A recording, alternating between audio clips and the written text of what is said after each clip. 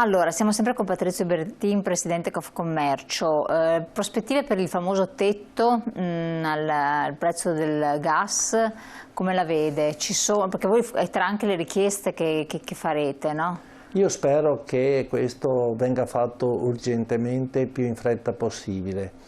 Avremo il governo, cioè intanto andrà a parlare Draghi, perché se ancora il governo in carica è quello il governo Draghi, andrà a parlare, mi sembra che sia il 19 che hanno l'incontro, e quindi però lì io prevedo un nulla di fatto. Dopodiché dobbiamo aspettare il governo nuovo perché vada subito, immediatamente a trattare con l'Europa per mettere il tetto dell'energia, per mettere il tetto al costo anche del gas. Se questo succede, molto probabilmente possiamo, non dico avere una boccata d'aria, però respirare durante il periodo natalizio, però altrimenti avremo un Natale che non sarà il Natale che ricordiamo. Ecco, a proposito di Natale, periodo natalizio, festività, guardando indietro, com'è stata l'annata di flussi turistici per quel che riguarda la nostra regione e i territori? Beh, in sé è stata un'annata meravigliosa, ha superato il 2019 come presenze, una cosa strepitosa. In tutto il Veneto questo? In tutto il Veneto, ma anche in tutta Italia vorrei dire. C'è stato un grandissimo incremento, sono tornati gli americani, sono tornati anche il nord Europa, sono tornati quasi da tutto il mondo, a parte la Russia. Perché a parte Russia e Giappone, che anche Giappone per vari motivi, però insomma è stata un'annata eccezionale e difatti eravamo contentissimi di questa annata, visto che dal 2021 che abbiamo fatto anche il PIL che è aumentato di 6 punti, si sperava anche di pareggiare anche quest'anno. Poi sono arrivate le famose bollette. Ma adesso i turisti ce ne sono ancora però? Turistici sì, devo dire che ancora anche tedeschi ce ne sono. Sì, si respira, però sono quelli che avevano prenotato in tempi non sospetti, quindi non dico che lavorano in perdita, ma chiaramente lavorano alla pari, perché se uno ti ha prenotato l'albergo non so, ad aprile perché sapeva che veniva qui a fare un weekend o fare una settimana, chiaramente l'ha bloccato a quel prezzo là. Adesso non è che puoi andare a dire guarda mi dispiace non venire perché te lo devo aumentare. E quindi sono clienti, il cliente per noi è sacro, abbiamo cercato di mantenere soprattutto i prezzi e contenerli i prezzi, però in questa situazione diventa veramente difficile fare l'impresa. Cioè, quindi i turisti ce ne sono ancora, ci sono ancora flussi che si spera che possano in qualche modo continuare, però i prezzi molte volte sono prezzi tempo addietro, quindi prenotazioni vecchie. A volte sono prezzi che erano stati fissati in tempi non sospetti, ma perché anche quelli che ci sono adesso magari stanno un po' più attenti, però non è che anche gli stranieri. Arriva il turista che spende, il turista, diciamo quello che noi lo chiamiamo il turista che ha possibilità. E quindi è una situazione un po' compromessa, è come che mi auguro non succeda per la stagione invernale, perché con questi aumenti delle bollette qualche impianto mi ha dichiarato che se rimangono così non ce la farà ad aprile, perché quindi in Veneto è messa un po' uno ski pass, da quanti soldi lo posso fare? Sì, a 100 euro a ski pass una famiglia non può venire a sciare. Cioè, ci dobbiamo dimenticare della settimana bianca. Io spero fortemente che questo non succeda, io spero che si intervenga velocemente anche in questo ambito, perché per noi il turismo invernale è sempre stato qualcosa di fondamentale e di importante per la nostra economia. Ecco, voi avete del sentore, ci sono già prenotazioni, partivano già le prenotazioni per il Natale, ci sono, non ci sono, qual è l'animus che percepite nelle persone? Sì, ma sono tutte condizionate a. Quindi siamo tornati al periodo del Covid, condizionato se per caso mi succede non vengo, e quindi anche qui se cambiano i prezzi non vengo. Se no... Quindi sono prenotazioni senza versamento di cifre. Esatto, questo è quello che succede, uno non si sente di accaparrare adesso l'albergo per dire guarda vengo la settimana di Natale. Vediamo, perché se magari i prezzi vanno alle stelle ne cerca uno più economico. È una situazione complicata, difficile e anche, soprattutto, diventa difficile fare un pronostico e vedere una prospettiva. In questo momento siamo veramente nella famosa tempesta perfetta. Oggi siamo nell'occhio del ciclone. Chiaro. Volevo chiedere un po' come ho l'ottica per capire, ma a un ristoratore, un albergatore, un operatore qualsiasi, insomma, non conviene tenere i prezzi e vendere a tanti, avere la fila fuori, avere le camere piene, avere il ristorante pieno, ma averlo costantemente garantito perché tiene i prezzi, anziché alzarli e non sapere se arriverà 1, 2, 3, 10, 20 turisti, oppure 2 stanze, 5 stanze, tanto l'albergo lo deve riscaldare comunque, tanti fornelli li deve accendere, i cuochi ci devono essere, il personale anche. Non converrebbe fare una politica di questo tipo? Vediamo quanto sarà la spesa prevista per Natale a famiglia per quest'anno? C'è già una proiezione, almeno mi regolo, grazie. È difficile, è veramente difficile fare una proiezione in questo momento per il Natale, è ancora tutto prematuro, rischieremo di dare delle informazioni sbagliate. Dobbiamo aspettare un po', vedere, soprattutto vedere il prossimo governo che decisioni prenderà e se ci sarà diciamo, la calmierazione delle bollette, molto probabilmente si può anche cominciare a ragionare sul Natale che ha delle prospettive importanti. Altrimenti dovremo vedere, insomma, adesso in questo momento non me la sento di fare pronostici su questo tipo di visione, anche per scaramanzia.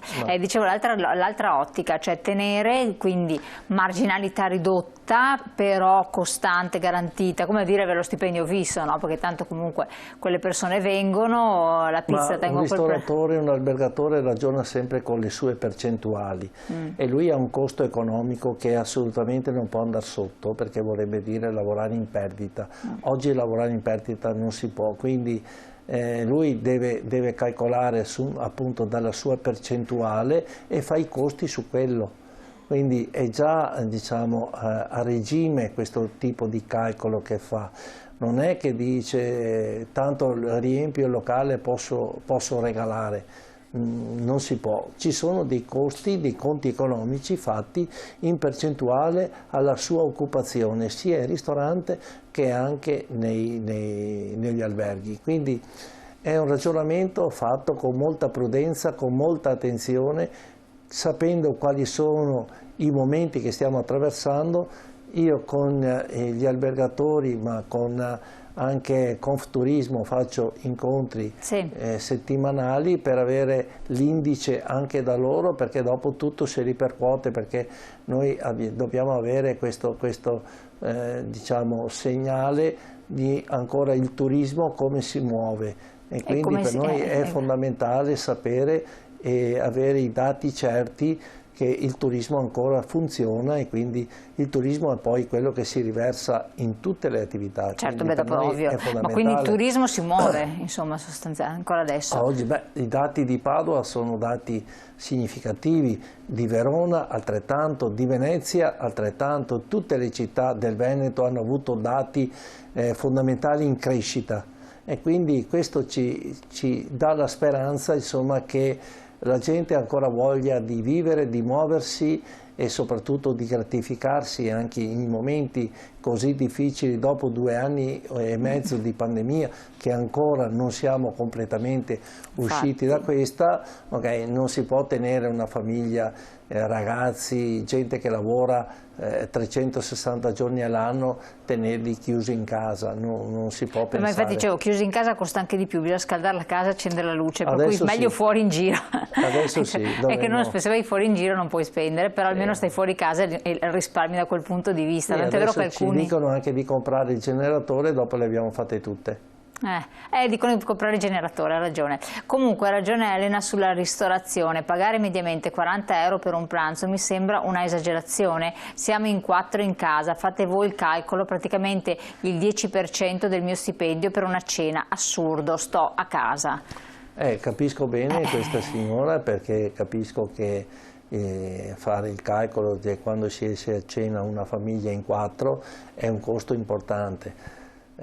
ma oggi è importante anche andare a mangiare la pizza, c'è un costo importante. Infatti molti rinunciano anche alla pizza, lo so, mangiano il gelato fuori. Stiamo diventando un paese di rinunce, perché? Perché i salari non sono, cioè questo benedetto cuneo fiscale che noi chiamiamo ormai da anni, perché su un questo governo dovreste anche non insistere. si decide a applicare il cuneo fiscale e detassare la busta paga in modo che rimangano soldi in tasca ai lavoratori. Questo è un altro problema. Perché se lasciamo i soldi in tasca molto probabilmente continuano e comprano, altrimenti questo paese non ce la farà. Il cuneo fiscale oggi non è più una materia di discussione, però vede, lei adesso ha toccato un aspetto importante, perché voi farete istanza, solita cosa, bolletta eccetera, per avere maggior marginalità, però se effettivamente se le persone hanno qualche soldino in più in tasca riescono a far fronte anche, e quindi magari poterlo spendere anche nell'ordinario, no?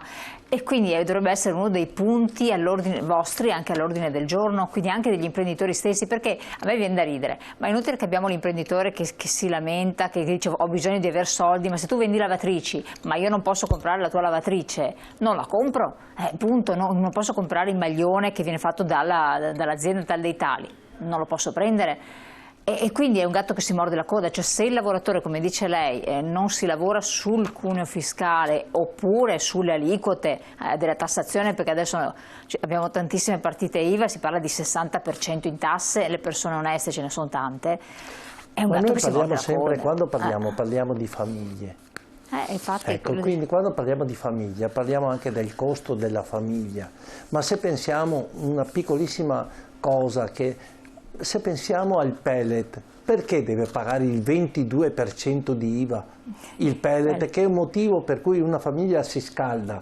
Okay? Esatto. Ma come che sono tutti gli altri ambiti, okay? Tu vai a gravare una famiglia per potersi scaldare, ma siamo fuori di testa, cioè voglio dire, ci sono delle situazioni in cui il governo deve intervenire immediatamente, e qualcuno non mi dica ma dove trovano i soldi? I soldi, signori, se devono fare i giusti tagli dove servono fatti i tagli, e devono fare economia, e chi si candida a fare il politico deve avere il coraggio di fare la politica. Chiaro. E noi vogliamo gente responsabile, seria, che pensa alla salute e alla vita dei propri cittadini, e in questo momento mi sento di dire con molta amarezza che non sto percependo questo, non lo sto proprio percependo. Infatti, guardi Presidente, la ringrazio, noi ci rivedremo perché ci aggiornerà magari su questi incontri che avrà a breve, sia a livello regionale e non solo. Siamo giunti al termine della trasmissione, le auguriamo un buon lavoro. Grazie. E ce ne ha di lavoro, quindi non solo come carica istituzionale ma anche come imprenditore. Grazie a voi di averci scritto, scriveteci le vostre mail, poi per avere risposte dirette di valutazione eccetera c'è l'associazione di categoria, c'è Confcommercio che può darvi senza dubbio una mano, perché ci sono tanti uffici che sono anche organizzati per questo. Buon proseguimento.